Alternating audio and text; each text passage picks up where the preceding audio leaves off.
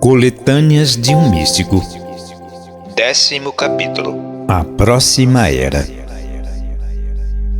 Quando falamos da Próxima Era, do novo céu e nova terra mencionados na Bíblia e também na Era Aquariana, as diferenças entre elas podem não ser claras para os nossos estudantes. A confusão de palavras é um dos campos mais férteis para o erro, e os ensinamentos Rosacruzes procuram evitar isso usando uma nomenclatura particularmente definida.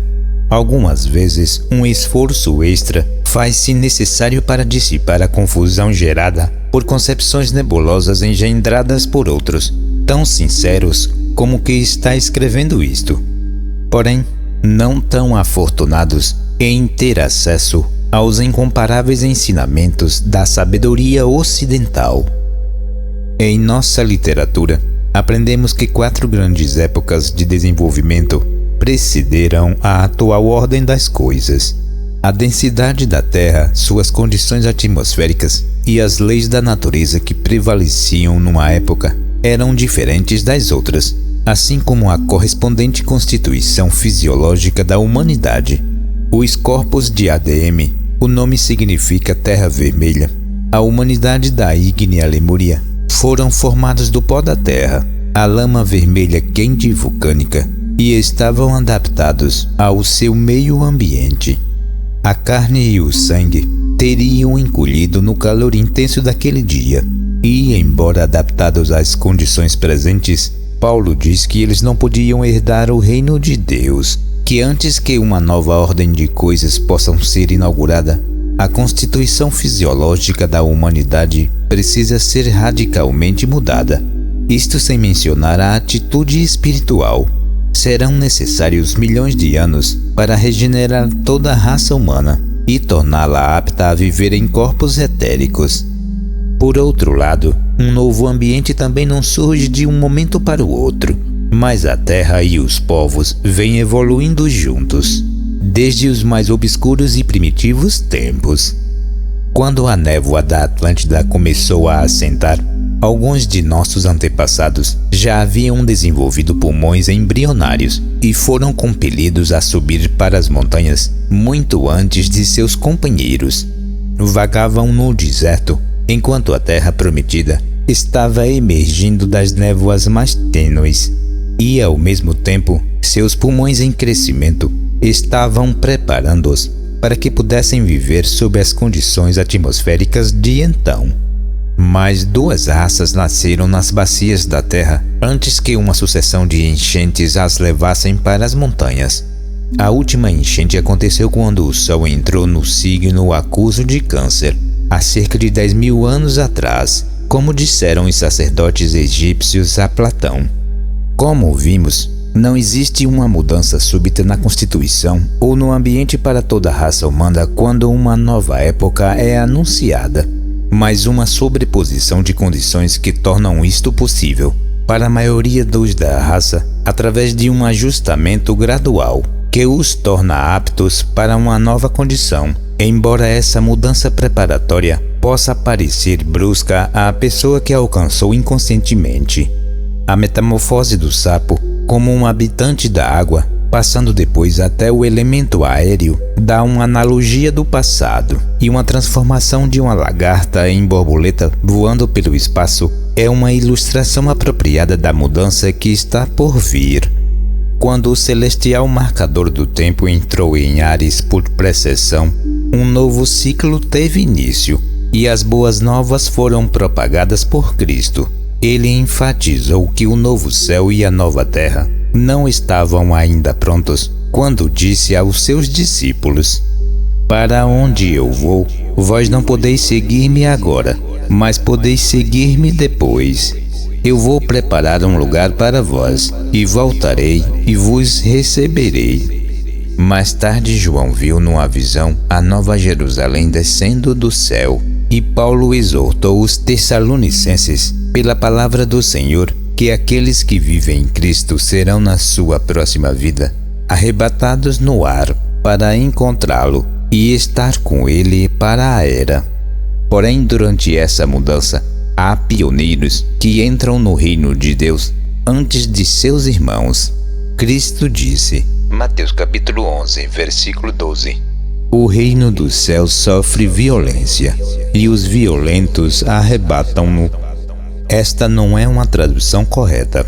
Ela deve ser: o reino dos céus foi invadido, Biashetai. e os invasores dele se apoderaram.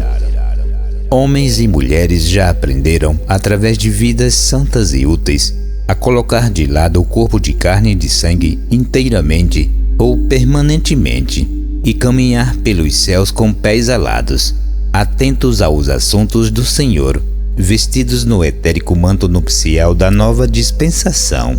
Esta mudança pode ser conseguida através de uma vida de serviço e de prece, como a praticada pelos cristãos devotos, não importando a que igreja estejam filiados, e também pelos exercícios específicos recomendados pela Fraternidade Rosa Cruz. Estes últimos não trarão nenhum resultado se não forem acompanhados por frequentes atos de amor, pois o amor será a nota-chave da próxima era, do mesmo modo que a lei é a nota-chave da presente ordem.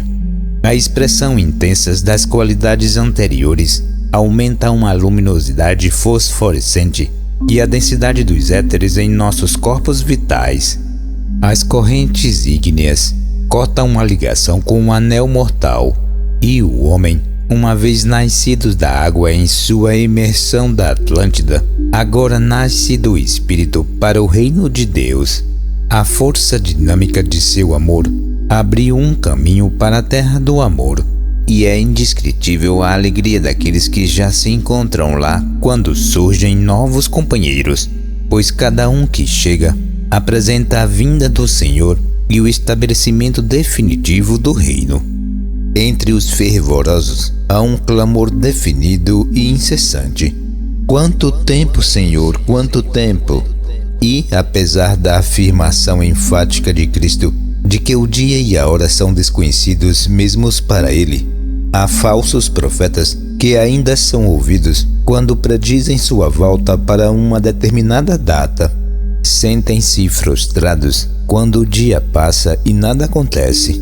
Esta questão também tem sido debatida entre nossos estudantes, e este capítulo é uma tentativa de mostrar o erro de esperarmos pelo segundo advento nos próximos 5, 50 ou 500 anos. Os irmãos maiores recusam-se a expressar uma opinião e assimilar só o que deve ser realizado primeiramente. Nos dias de Cristo, o Sol estava ao redor dos 7 graus de Áries. Foram necessários 500 anos para, por precessão, chegar ao 13º grau de Peixes. Durante esse tempo, a nova igreja viveu fases de violência, justificando bem as palavras de Cristo: eu não vim trazer a paz, mas a espada. Passaram-se mais 1400 anos sob a influência negativa de Peixes, que fomentou o poder da igreja e manietou as pessoas pelo credo e pelo dogma. Em meados do último século, o Sol entrou na órbita de influência do signo científico de Aquários, e embora ainda leve cerca de 700 anos para que essa era comece, é interessante notar as mudanças que o simples contato com este signo trouxe ao mundo. Nosso limitado espaço impede-nos de enumerar os maravilhosos avanços realizados desde então, mas devemos atestar que a ciência, a criatividade, as invenções e a indústria decorrente deste desenvolvimento mudaram o mundo completamente, tanto na vida social como nas condições econômicas. Os grandes progressos realizados por meio da comunicação muito contribuíram para quebrar as barreiras do preconceito racial, preparando-nos assim para viver a verdadeira situação da fraternidade universal. Instrumentos de destruição foram elaborados tão assustadoramente eficientes que as nações serão forçadas dentro de pouco tempo a fundir suas espadas em arados e suas lanças em podadeiras. A espada tem reinado durante a Era de Peixes, mas a ciência reinará na Era Aquariana. No país do Sol Poente, podemos esperar vislumbrar as condições ideais da era aquariana. Uma mescla de religião e ciência, formando uma ciência religiosa e uma religião científica, que proporcionarão a abundância, a saúde, a felicidade e a satisfação da plena vida. O açúcar pelo álcool. No capítulo referente à lei de assimilação, no conceito Rosa Cruz do Cosmos, afirmamos que os minerais não podem ser assimilados porque lhes falta um corpo vital, impossibilitando o homem de elevar o grau vibratório deles até o seu próprio. As plantas têm um corpo vital, mas não têm consciência própria, daí serem mais facilmente assimiladas e permanecerem com o homem por mais tempo do que as células de carne animal, que são permeadas por um corpo de desejos. O grau vibratório destas últimas é elevado e muita energia é necessária para sua assimilação. Suas células também escapam rapidamente e o carnívoro tem necessidade de alimentar-se mais frequentemente. Estamos cientes de que o álcool é um espírito estranho e um espírito de decadência, porque é gerado pela fermentação fora do sistema daquele que bebe. Sendo um espírito, vibra com rapidez tão intensa que o espírito humano é incapaz de regulá-lo e controlá-lo como o faz com o alimento, e por isso o metabolismo torna-se nulo. Ainda mais, como não podemos reduzir o grau vibratório ao de nossos corpos, esse espírito estranho pode acelerar os nossos e controlar-nos como acontece no estado de embriaguez. O álcool é um perigo para a humanidade e precisamos libertar-nos dele antes que possamos realizar nossa natureza divina.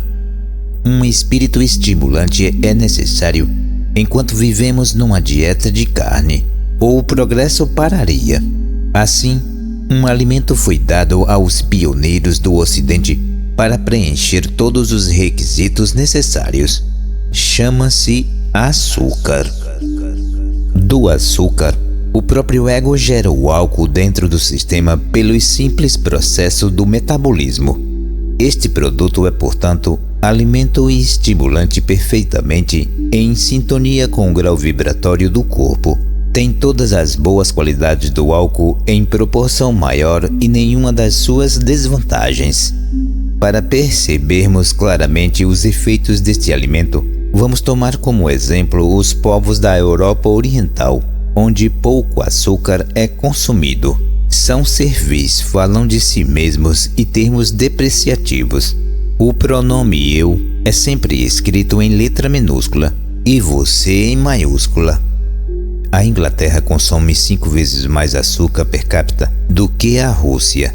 Na primeira, há um espírito diferente, o maiúsculo eu, I, e o minúsculo você, you.